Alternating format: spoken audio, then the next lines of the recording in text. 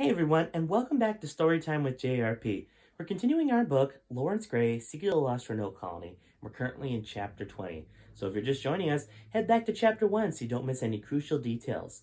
It's usually at this point that I give a recap that goes all the way back to the beginning of the book, but I figure if you're at this point in our story, you most likely know what's going on. So I'm going to start giving recaps that just refer to the previous chapter. So, recap of Chapter 19. Laurence Grey and his son Jason recently figured out that they are eligible to access the alien USB drive that has information about the lost colonists of Roanoke.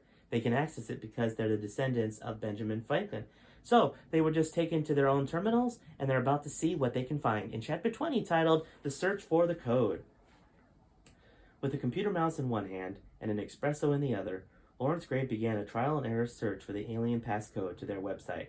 Some FBI operatives had informed him that their top analysts had determined that the only way to discover the passcode is to type in the desired words into the search bar on the internet. They figured that when the correct code was typed in, it would link them to the alien website. It turned out to be quite an exhausting search for Grey, and for Jason too.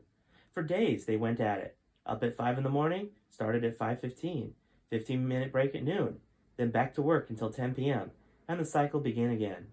It was taking quite a toll on them both. Grey requested more sleep time, but General Sheldon said that they were being very generous, as the average FBI worker only got 3 hours of sleep. Although Grey knew better than to argue with the hardened general, he wondered as to the general's motives.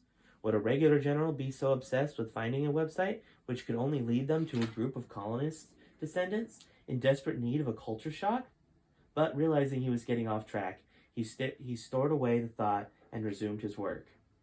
On Gray's 3,456,798th try at the code, day number 27, he hit the jackpot.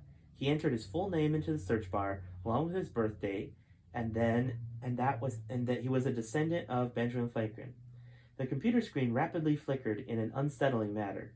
To Gray's shock, green words on the black screen appeared, which read, "Welcome, Laurence David Grey, age 35, of Hartford, Connecticut. We have been expecting you." Grey was completely dumbfounded. The aliens were much more technologically advanced than he could ever imagine. Grey quickly called in Jason, Jack, and General Sheldon. Once they were all seated, Grey clicked on a large on-screen button that read, "Proceed to site." Grey could only imagine what strange things the site would tell him about. And that is it for Chapter 20, guys. Grey is in the site. He found it. But what's on the site? We're just going to have to find out next week in Chapter 21, guys. All right? I'll see you then.